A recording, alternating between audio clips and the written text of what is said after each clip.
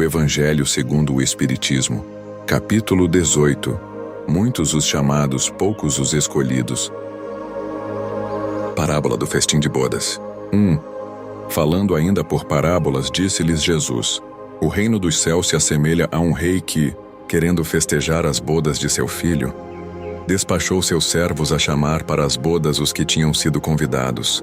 Estes, porém, recusaram ir. O rei despachou outros servos com ordem de dizer da sua parte aos convidados: Preparei o meu jantar. Mandei matar os meus bois e todos os meus cevados. Tudo está pronto. Vinde às bodas. Eles, porém, sem se incomodarem com isso, lá se foram, um para a sua casa de campo, outro para o seu negócio. Os outros pegaram dos servos e os mataram, depois de lhes haverem feito muitos ultrajes. Sabendo disso, o rei se tomou de cólera, e mandando contra eles seus exércitos, exterminou os assassinos e lhes queimou a cidade. Então, disse a seus servos: O festim das bodas está inteiramente preparado, mas os que para ele foram chamados não eram dignos dele. Ide, pois, às encruzilhadas e chamai para as bodas todos quantos encontrardes. Os servos então saíram pelas ruas e trouxeram todos os que iam encontrando, bons e maus. A sala das bodas se encheu de pessoas que se puseram à mesa.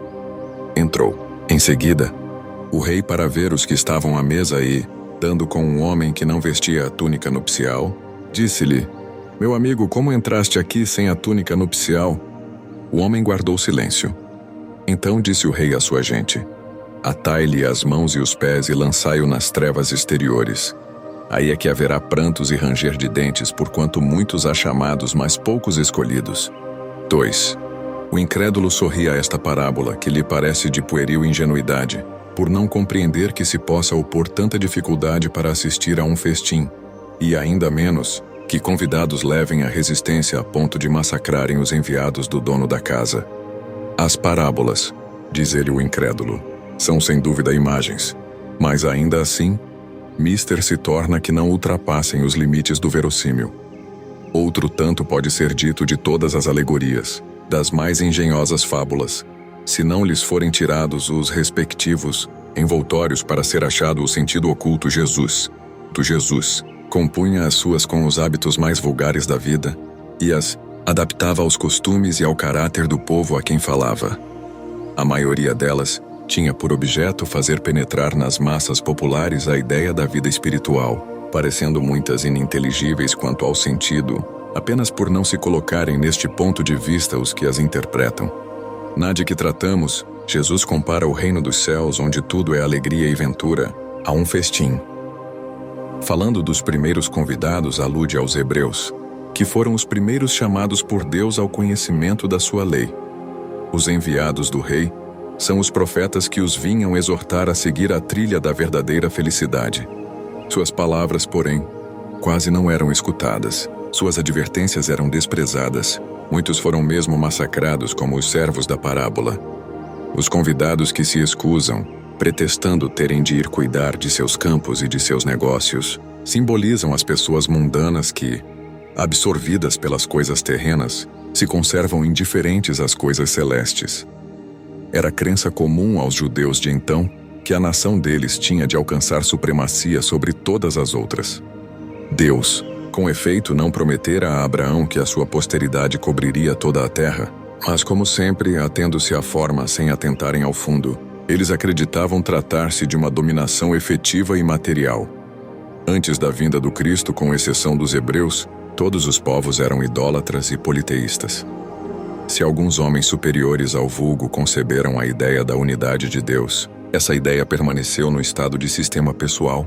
Em parte nenhuma foi aceita como verdade fundamental, a não ser por alguns iniciados que ocultavam seus conhecimentos sob um véu de mistério, impenetrável para as massas populares. Os hebreus foram os primeiros a praticar publicamente o monoteísmo. É a eles que Deus transmite a sua lei, primeiramente por via de Moisés, depois por intermédio de Jesus.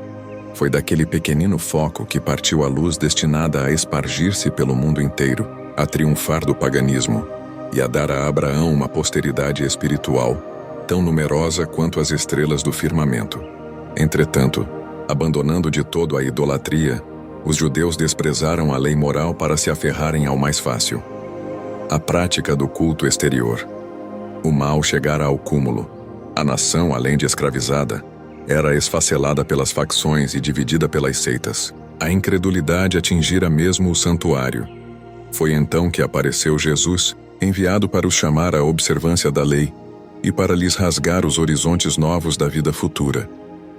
Dos primeiros a ser convidados para o grande banquete da fé universal, eles repeliram a palavra do Messias Celeste e o imolaram. Perderam assim o fruto que teriam colhido da iniciativa que lhes coubera. Fora, contudo, injusto acusar-se o povo inteiro de tal estado de coisas. A responsabilidade tocava principalmente aos fariseus e saduceus, que sacrificaram a nação por efeito do orgulho e do fanatismo de uns e pela incredulidade dos outros. São, pois eles, sobretudo, que Jesus identifica nos convidados que recusam comparecer ao festim das bodas. Depois, acrescenta: vendo isso, o Senhor mandou convidar a todos os que fossem encontrados nas encruzilhadas, bons e maus. Queria dizer desse modo que a palavra ia ser pregada a todos os outros povos, pagãos e idólatras, e estes, acolhendo-a, seriam admitidos ao festim em lugar dos primeiros convidados. Mas não basta a ninguém ser convidado. Não basta dizer-se cristão, nem sentar-se à mesa para tomar parte no banquete celestial.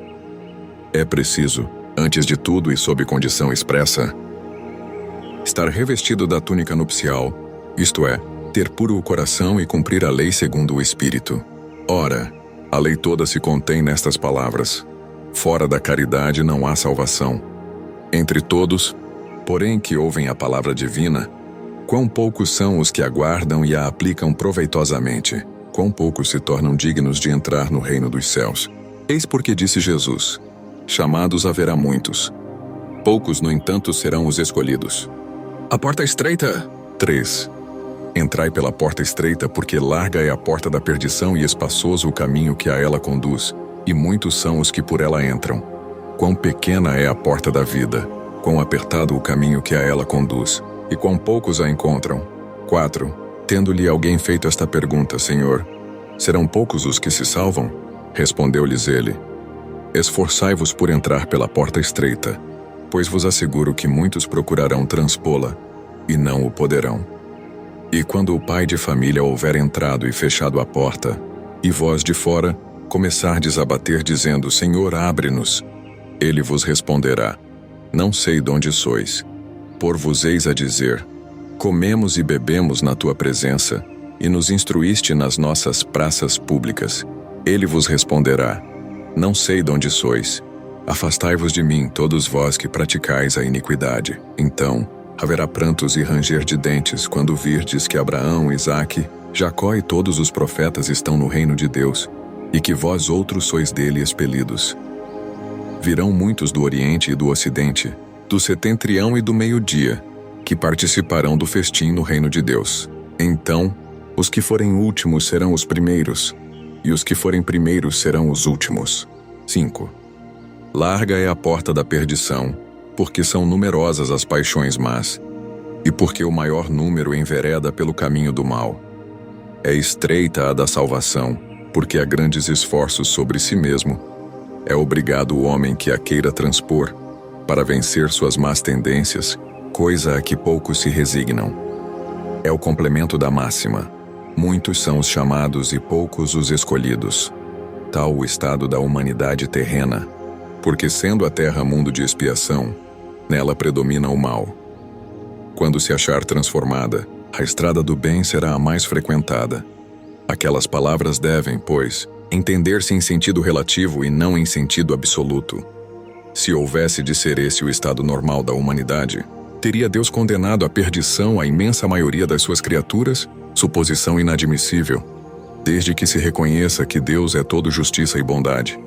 Mas de que delitos esta humanidade se houvera feito culpada para merecer tão triste sorte no presente e no futuro, se toda ela se achasse degradada na terra e se a alma não tivesse tido outras existências? Por que tantos entraves postos diante de seus passos? Por que essa porta tão estreita, que só a muito poucos é dado transpor, se a sorte da alma é determinada para sempre, logo após a morte?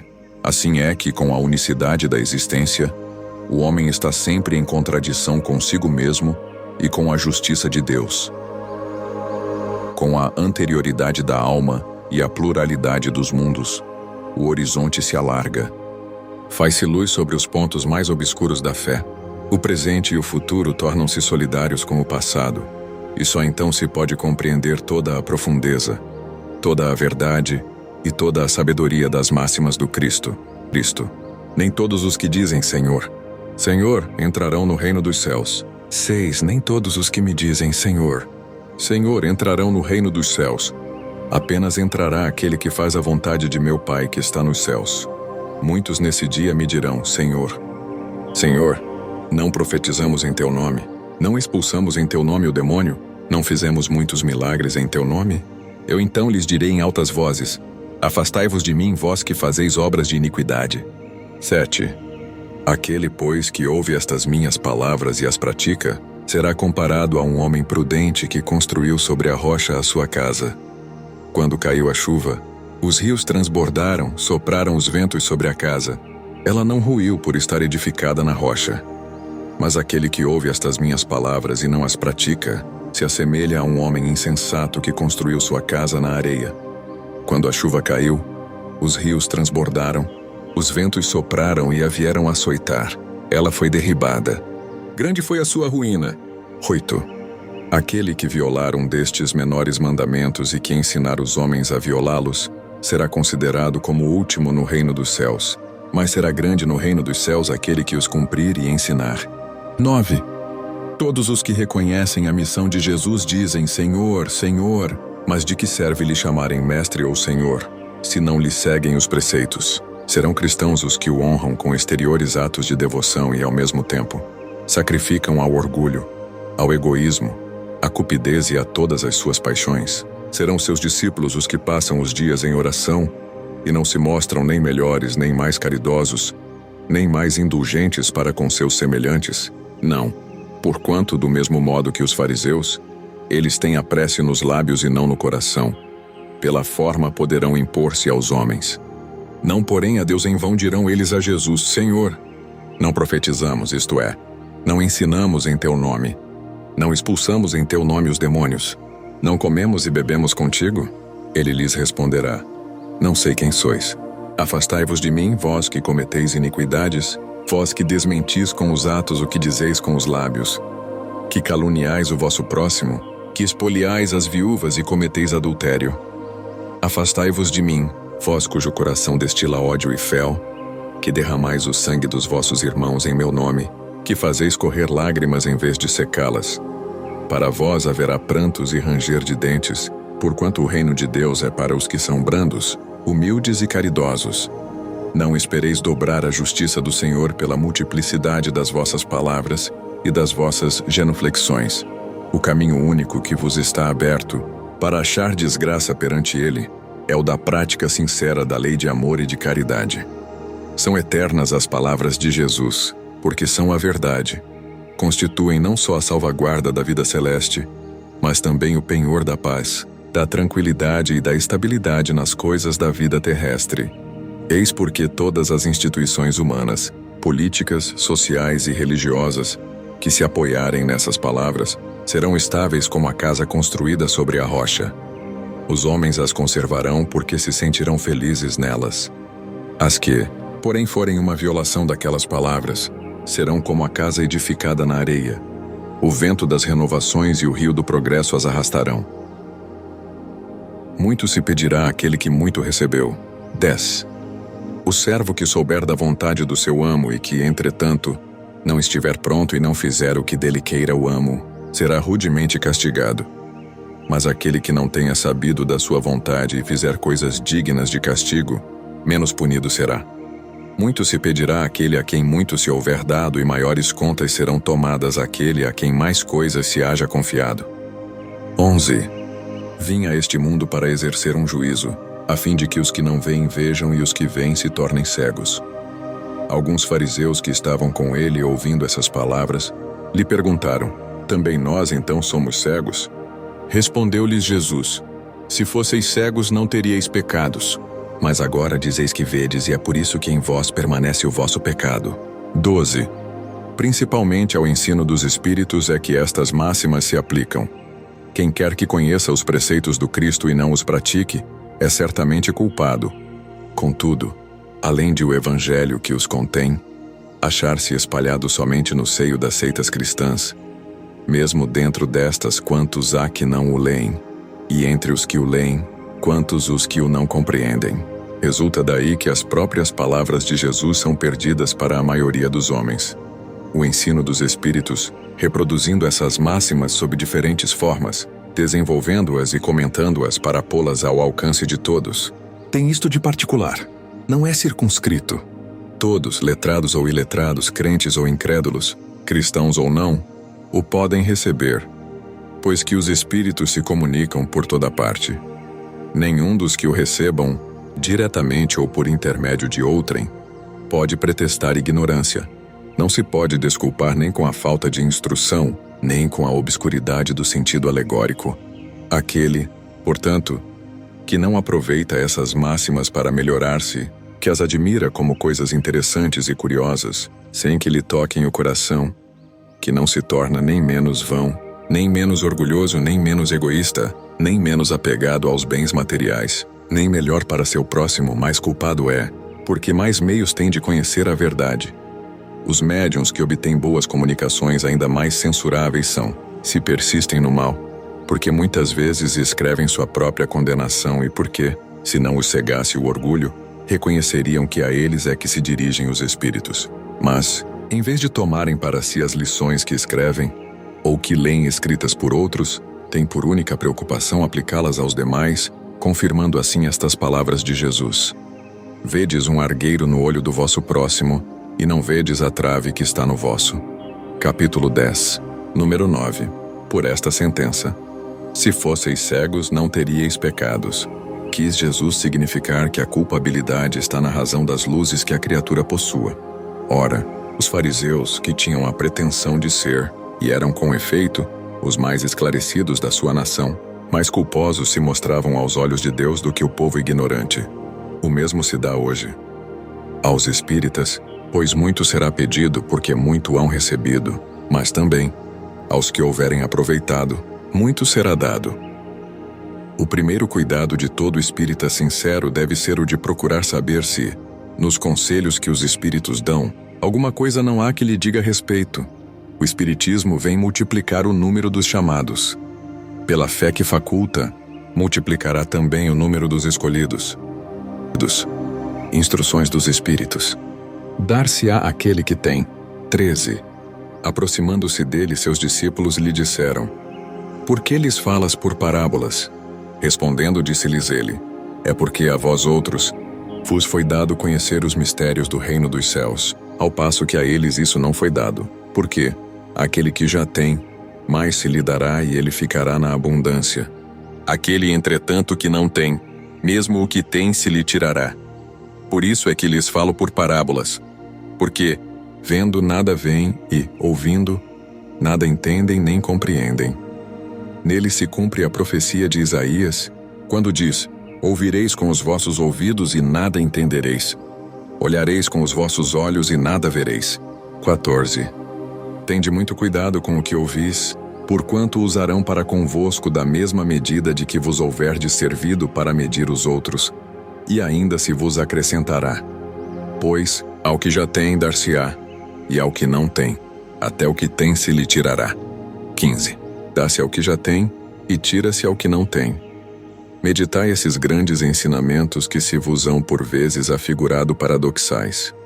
Aquele que recebeu é o que possui o sentido da palavra divina. Recebeu unicamente porque tentou tornar-se digno dela, e porque o Senhor, em seu amor misericordioso, anima os esforços que tendem para o bem. Aturados, perseverantes, esses esforços atraem as graças do Senhor. São um ímã que chama a si o que é progressivamente melhor. As graças copiosas que vos fazem fortes para galgar a montanha santa, em cujo cume está o repouso após o labor. Tira-se ao que não tem ou tem pouco. Tomai isso como uma antítese figurada. Deus não retira das suas criaturas o bem que se haja dignado de fazer-lhes. Homens cegos e surdos, Abri as vossas inteligências e os vossos corações. Vede pelo vosso espírito. Ouvi pela vossa alma, e não interpreteis de modo tão grosseiramente injusto as palavras daquele que fez resplandecer aos vossos olhos a justiça do Senhor. Não é Deus quem retira daquele que pouco recebera. É o próprio Espírito que, por pródigo e descuidado, não sabe conservar o que tem e aumentar, fecundando o óbolo que lhe caiu no coração, aquele que não cultiva o campo que o trabalho de seu pai lhe granjeou e que lhe coube em herança, o vê cobrir-se de ervas parasitas. É seu pai quem lhe tira as colheitas que ele não quis preparar? Se a falta de cuidado deixou fenecerem as sementes destinadas a produzir nesse campo, é a seu pai que lhe cabe acusar por nada produzirem elas? Não e não. Em vez de acusar aquele que tudo lhe preparara, de criticar as doações que recebera, queixe-se do verdadeiro autor de suas misérias e, arrependido e operoso, meta corajoso mãos à obra. Arroteie o solo ingrato com o esforço de sua vontade. Lavre o fundo com auxílio do arrependimento e da esperança. Lance nele confiante a semente que haja separado por boa dentre as más. Regue-o com o seu amor e a sua caridade. E Deus, o Deus de amor e de caridade, dará àquele que já recebera. Verá ele, então, coroados de êxito os seus esforços. E um grão produzir 100 e outro 1000 ânimo, trabalhadores. Tomai dos vossos arados e das vossas charruas. Lavrai os vossos corações. Arrancai deles a cisânia. Semeai a boa semente que o Senhor vos confia, e o orvalho do amor lhe fará produzir frutos de caridade. Um espírito amigo. Bordeaux, 1862. Pelas suas obras é que se reconhece o cristão. 16. Nem todos os que me dizem, Senhor, Senhor, entrarão no reino dos céus, mas somente aqueles que fazem a vontade de meu Pai que está nos céus. Escutai essa palavra do Mestre, todos vós que repelis a doutrina espírita como obra do demônio. Abri os ouvidos que é chegado o momento de ouvir. Será bastante trazer a libré do Senhor para ser-se fiel servidor seu? Bastará dizer, sou cristão, para que alguém seja um seguidor do Cristo? Procurai os verdadeiros cristãos, e os reconhecereis pelas suas obras. Uma árvore boa não pode dar maus frutos, nem uma árvore má pode dar frutos bons. Toda árvore que não dá bons frutos é cortada e lançada ao fogo. São do Mestre essas palavras. Discípulos do Cristo, compreendei-as bem. Que frutos deve dar a árvore do cristianismo? Árvore possante, cujos ramos frondosos cobrem com sua sombra uma parte do mundo, mas que ainda não abrigam todos os que se hão de agrupar em torno dela. Os da árvore da vida são frutos de vida, de esperança e de fé. O cristianismo, qual o fizeram há muitos séculos, continua a pregar essas virtudes divinas. Esforça-se por espalhar seus frutos, mas quão poucos os colhem. A árvore é boa sempre, porém maus são os jardineiros. Entenderam de moldá-la pelas suas ideias, de talhá-la de acordo com as suas necessidades. Cortaram-na, diminuíram-na, mutilaram-na. Tornados estéreis, seus ramos não dão maus frutos, porque nenhuns mais produzem. O viajor sedento, que se detém sob seus galhos à procura do fruto da esperança, capaz de lhe restabelecer a força e a coragem, somente vê uma ramaria árida, prenunciando tempestade. Em vão pede ele o fruto de vida à árvore da vida. Caem-lhe secas as folhas, tanto as remexeu a mão do homem que as crestou. Abri, pois, os ouvidos e os corações, meus bem-amados. Cultivai essa árvore da vida, cujos frutos dão a vida eterna. Aquele que a plantou vos concita a tratá-la com amor, que ainda havereis dar com abundância seus frutos divinos. Conservai-a tal como o Cristo vô-la entregou. Não a mutileis, ela quer estender a sua sombra imensa sobre o universo. Não lhe corteis os galhos. Seus frutos benfazejos caem abundantes para alimentar o viajor faminto que deseja chegar ao termo da jornada. Não amontoeis esses frutos para os armazenar e deixar apodrecer, a fim de que a ninguém sirvam. Muitos são os chamados e poucos os escolhidos. É que há assambarcadores do pão da vida, como usar do pão material, não sejais do número deles. A árvore que dá bons frutos tem que os dar para todos. Ide, pois, procurar os que estão famintos. Levai-os para debaixo da fronde da árvore, e partilhai com eles do abrigo que ela oferece. Não se colhem uvas nos espinheiros. Meus irmãos, afastai-vos dos que vos chamam para vos apresentar as sarças do caminho. Segui os que vos conduzem à sombra da árvore da vida. O divino Salvador, o justo por excelência, disse: e suas palavras não passarão. Nem todos os que dizem, Senhor, Senhor, entrarão no reino dos céus. Entrarão somente os que fazem a vontade de meu Pai que está nos céus. Que o Senhor de bênçãos vos abençoe. Que o Deus de luz vos ilumine. Que a árvore da vida vos ofereça abundantemente seus frutos. Crede e orai. Simeão, Bordeaux, 1863.